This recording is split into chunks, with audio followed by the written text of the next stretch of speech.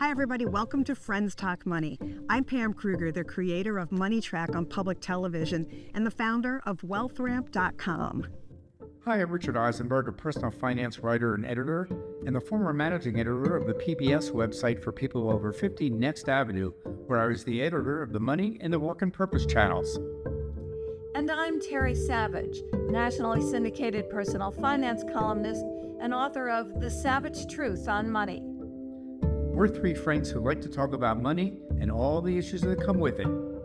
On this podcast, we're trying to help you understand your personal finances, to help you and your retirement get on the right path for true financial peace of mind. Hi, everybody. Today we're going to talk about two words that you probably don't think go together: retirement and resume. And the reason we're doing that is because, well, it's really important to have a retirement resume if you're thinking about working part-time in retirement, and more people do want to work part-time in retirement. So whether you're going to be freelancing or looking for gig work or working in a store or consulting, whatever it may be, somebody may say, well, I'd like to see your resume. And resumes have changed a lot over the years. And if you have not made one in a long time or updated yours, there's a pretty good chance what you've got is not going to be very good working for you. I wrote an article about this for MarketWatch in my column, View from on Retirement, and I talked to a lot of experts for advice. You're going to hear from a couple of them today.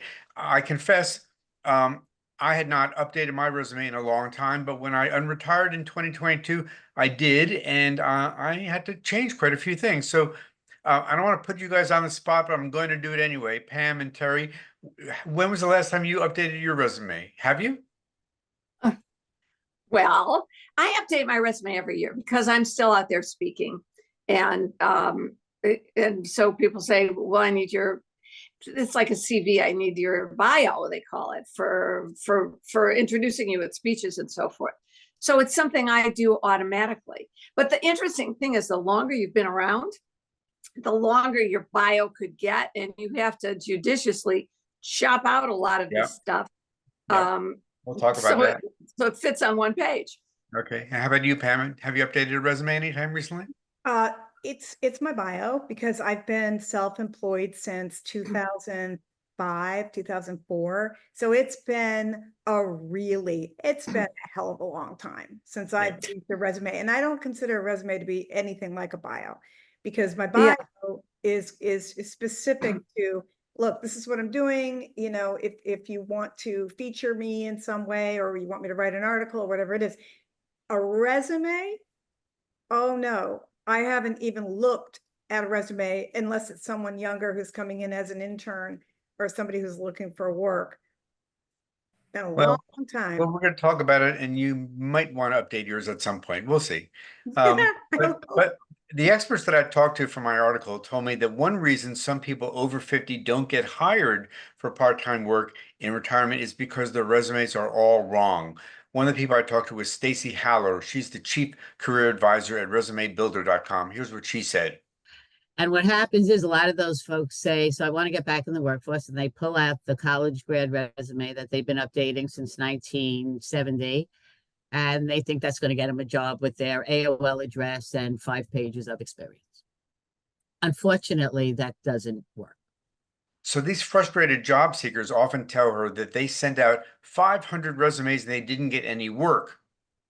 Well, what does work in a retirement resume is what Terry was saying: a streamlined resume of 1 or 2 pages that focuses on what you've achieved, especially in the past 10 to 15 years. And that's really important for people who've been working for 30 or 40 years.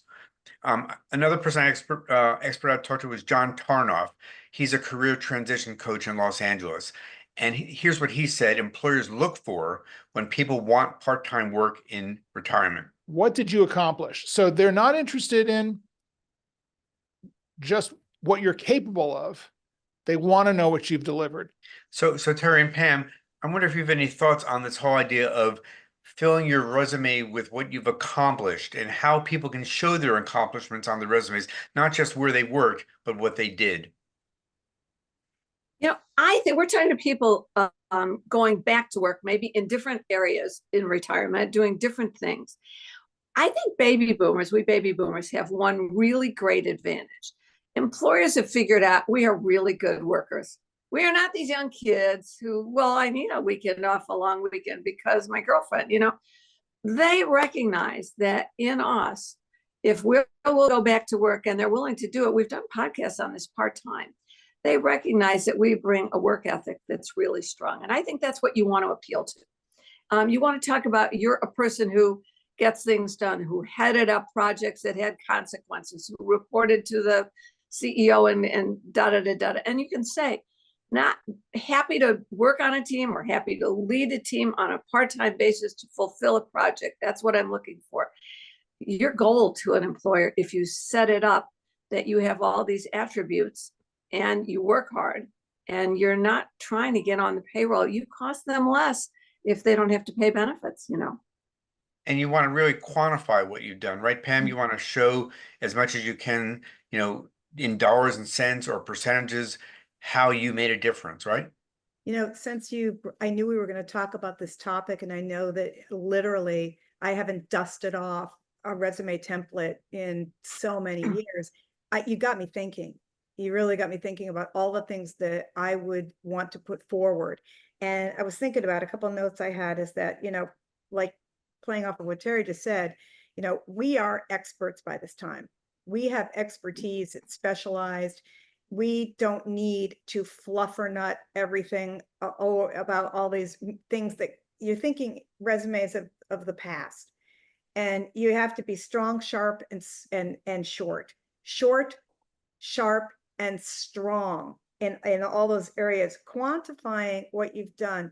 So if I have somebody who's coming to me and they want a part-time job and they want it in marketing, let's say, and I'm looking at this person and I'm saying, you're 64, you're already retired from your big job as a VP of marketing and head of sales. I want to know on that resume, I want it to speak to me about what you did when you were head of sales there, or you were in marketing, that you drove sales or you increased, your some metrics that showed that I grew revenue from, 10 million a year to 50 million a year during my tenure because I managed 6 people, that I knew how to manage them. You had me at hello as the employer if I'm looking at that. Now, from my going out and looking for a brand new position and needing to figure out how to design my resume, and aside from style and substance, that's substance, but style and keeping it short, I almost started laughing thinking about the last time I looked at what a resume really looks like. These days, resumes don't probably look like what they used to look like a long time ago. And if you have an adult, working aged grandchild or a niece or a nephew or somebody, let them show you what their resume looks like today. So it's modern looking. It doesn't look like it's the format from 1989, and I think that the format, keeping it short, sharp, and strong, quantifying, and it doesn't matter if I guess it does matter, doesn't it? If you're looking for a position that's totally different and it's personality driven, you're going to be consumer facing. Right. Then I think you want to, maybe be a bit, the word I was using was cheeky. You want to be a bit clever, but keep it short. Yeah. And to your point about asking a younger person to help you out, while I think that can be a good idea, generally speaking, I will also say I just finished running a program at NYU where all the students were recent college graduates or rising seniors, and they all want to start careers either in book publishing or digital media. And I looked at some of the resumes, and the resumes were very impressive in what they've done, but they often were not impressive in the way they were written. They often had, extraneous words that were verbose. And so I put on my editor hat and said, well, you don't need these words, you don't need those words. And I think the resume they have will be stronger because it's tighter than before. Let me So talk the question is, who's going to read this? Okay. If it's going through a mill of job applicants, then there's a whole new art to it. Remember, we did a wonderful podcast with a guy who was a grown-up, I call him, and who was sending out resumes looking for a full-time job. That's a little bit different. And he learned that most of these are done by AI now, or by some kind of buzzword thing, that his great resume with tremendous experience and talents and current skills. I mean, you know, he was not by no means out in left field. He just never got the callbacks. And the question is finding out what the buzzwords are for this job. Keywords, Who's yeah. going to see it? Are you sending this resume directly to the HR director you met at dinner the other night, who mentioned they were doing a project? That's a different kind of a, here's who I am. I love talking with you. I think I could help you in this way. Or sending it through a job resource, an online job resource, or submit it online. Then you need to know what the buzzwords are. Yeah, so that's you, like anything else, you need to target your audience. I'm not sure, frankly, how you do that. Your resume is probably going to be first read by the employer's applicant tracking system, ATS. And that's the computer robot that basically is looking for those keywords, the buzzwords. Usually they're ones that were in the job posting. And so they want to see, does your resume match what the job posting said? And if the job posting had lots of words and yours doesn't have any of those words, they're going to throw you out no matter how good you are. But if you put those words in, the ATS system is going to say, oh, okay, well, this is something that we should at least look at. I'll tell you a little bit more about what I heard from these experts about what to put in a retirement resume and what to leave out. You do want to put in your skills, but you want to be strategic about which skills you want to include. So for example, if you're looking for white collar work, you don't want to put into your resume that you know how to use Microsoft Word or Excel, because they're going to assume that everybody applying for a job knows how to use those, even though you do. But Lotus 1, 2, 3. exactly, right. Very smart, very brand new. But if you have real tech competency and you've been keeping up with the latest tech tools, maybe you took a class to learn something that, you know, the latest trend in technology, you really want to be sure to say that, because it shows that you are up to date. If you've received any certifications or taken any classes in the past few years, you want to include those in your resume to show that you are up to date. Now, a lot of people over 50 wonder, well, you know, should I put where I went to college, and should I put when I went to college, because it was 30 or 40 years ago? And that is, you know, you get different answers, but I will say the consensus I heard was, yes, put the college you went to, but no, don't put the year that you went there. So For sure. it's good to say where you went, because it shows that, you know, what you studied and the school. But if you put in the year, that's going to tell them immediately how old you are. Oh, it's And just the job yes, they'll title. be able to kind of figure it out, and they'll, you know, but you don't need to make it as easy as you're doing it when you do it that way. At least that's what people told me. Yeah, when you're 30, it really matters, you know, but can you imagine, you know, class of 68? Not so much. I mean, ageism is a real thing. Look no further than the White House. I mean, you know, this is a huge topic. The top job in the United States right now is all about, you know, is this person capable? So people are, it's on the employer's minds when they're looking at you and they're not saying it out loud. So the less you're throwing it in front of them, class of 68 or class of 82, whatever it is, you know, you want to, again, I love what Terry said, like, be the reader. Don't be the right, be the reader.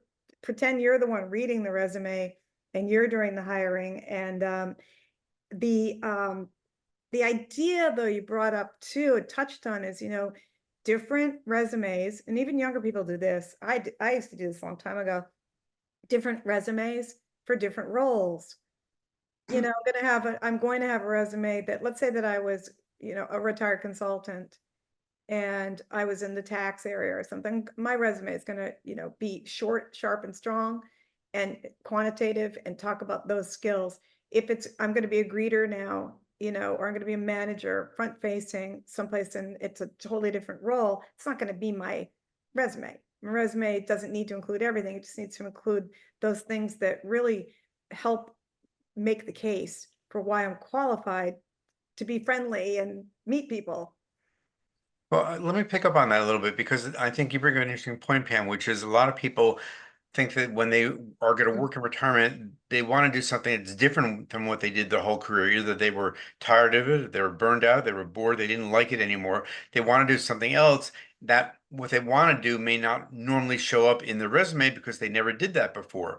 So what the expert told me is if you want to switch your line of work in retirement, then try to find ways to include in your resume the skills that you have that you've picked up over the years that are transferable to the kind of work that you're going to be looking for. So, for example, maybe you did customer service, or maybe you were really great at time management.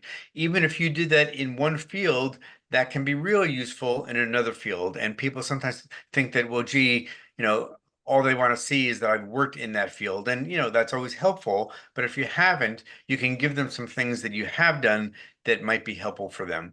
Now, there is one thing I will say you want to leave out of a retirement resume, and this may surprise our audience a little bit, and that's references. I think all of us, when we first put together our resume, we were told, always say at the end, references available upon request, or even have the names of and contact information. Well, these days, that's not the way it works anymore. There was a study from Live Career. They found that only 2% of resumes include references, because basically employers know if they want to find a reference, they will find a reference, or they'll ask you for one, but you don't have to say, I can get you one, or here's how to do it. They also said leave out your street address, but do include your city, your state, your phone number, and your email address. So there are some things you want to say about who you are and some things you don't want to say. But I'm wondering, Pam and Tara, is there any other advice you would offer people about retirement resumes, especially going back to the ATS we were talking about before, things people should do to keep the ATS from spitting out the resume because it doesn't meet their standards? Terry, do you want to start? Because, I wish I could give advice. I don't have any advice on that, but I do believe that when you're applying for a job and you're already in retirement, what you're trying to do is show how you will contribute in a different way than the typical employee that they're hiring. So to me, particularly at this stage of life, it's really important to get to know someone at that company and to go around, over the fence, under the fence, around the gate, to get past all that computerized stuff. Either to send, I'm really serious, to send a handwritten note along with your resume. Our mutual friend Susan told me that you might be looking.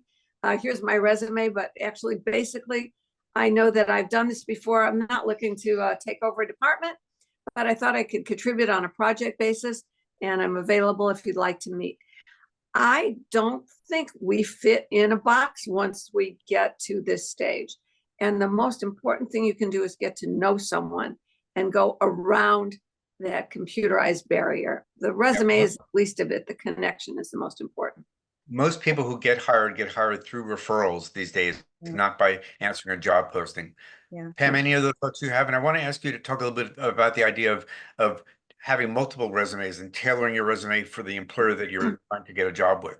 Yeah, I think that what Terry just said is so funny because you guys are thinking the same thought wave. We're all on the same thought wave. I was going to say the exact same thing, that if this is an opportunity for a role that's been in the field that you've already been in, hands down, you're networking like crazy. You've got contacts, even if they're younger contacts within the firm, you probably have those contacts, and your resume is going to be important, but it's not going to be as important as the resume that you're using to get a totally different role and completely switch into something new.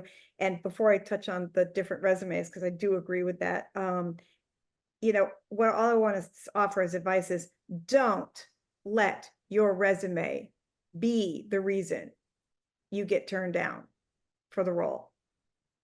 The resume can really make or break. They can use it as an excuse. Oh, it said on your resume this, don't give them that. So spend some time polishing it. And yes, kind of circling back, that was the point I was thinking earlier, is I would definitely have different resumes for different roles, because nobody wants to hear everything. They just want to see, give me a reason to either not hire you or give me a reason to want to move this to the next step. The resume is not going to get you hired, but the resume is going to get you to the next step, but it is going to be the excuse they can use to not hire you. And what do you guys think about somebody hiring a professional resume writer to help them with their resume, or even using ChatGPT to improve your resume? Do you think either of those are useful? Would you ever recommend either or both of those? God, I have no idea. I have no idea. I really don't. I just think I love it. If first of all, if you're going back to get a job that's posted, that's a different kind of resume. And I think we're talking about two different things. If you're going back to work to be a consultant or to be part-time or to step into a project basis, I think that's completely different. I mean, I think I'm better than ChatGPT at writing my own resume. Sorry.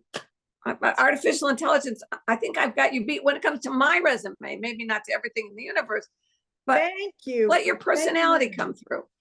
Yeah, exactly. That's such a good point. And for me, hiring somebody to write my resume for me, I don't know. I mean, it's if you really feel that you really need help and you need a professional to help polish it, you know, the polish is only as going to be only as good as the resume so-called expert. I mean, who out there is going to know you're a resume expert or Well, not? the expert won't know what you've done, but they may know how to tell your story. I feel they may be able to. I hope They may so. know the tricks about how to pull one together. Yeah, I mean, you know, I think that if you need the help, get the help, because I think it's important. Again, I think it's a screening tool. A resume is nothing but a screening tool. It gives me the excuse to say pass.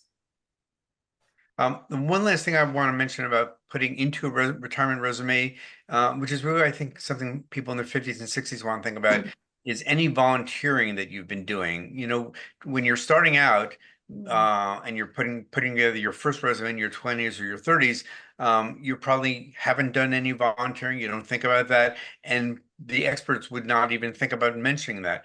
But when you're in your 50s and 60s, there's a good chance that you've been doing some volunteering, whether you've sat on a board or you've gone someplace to be helpful. And the reason you want to put that into your resume is it can show things like leadership skills and teamwork and maybe fundraising. Those are all things that employers like to see, and don't think that just because you didn't get paid, that means you can't include it in your resume. That's the last thing I have to say. Yeah, Any other final thoughts? just to that comment, just really what that makes me think of is, you know, as long as the volunteering is relevant, because if it's not relevant, it becomes fluffer and utter stuff that's just in there fluffy that makes me feel like you're older and you're Okay. telling me everything. I don't need to know all that. So if the volunteerism is related to, you're going to be looking for a role with a nonprofit, you know, or you're going to be if it plays in and it belongs there. But I would say, you know, don't just, you know, gratuitously tell everybody everything you're doing when you're volunteering unless it pertains.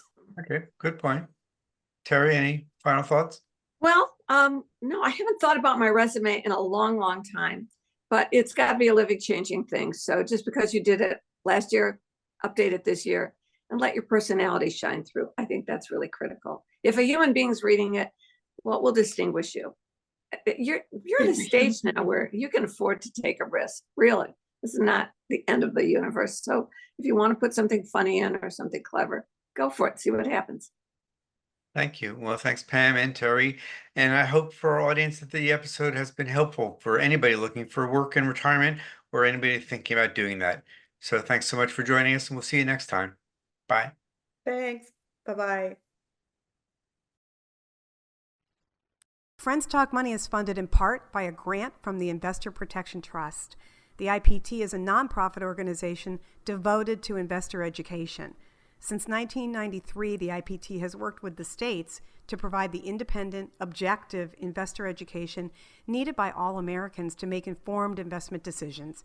Visit investorprotection.org. We also receive support from the North American Securities Administrators Association, known as NASA. It's the oldest international investor protection organization.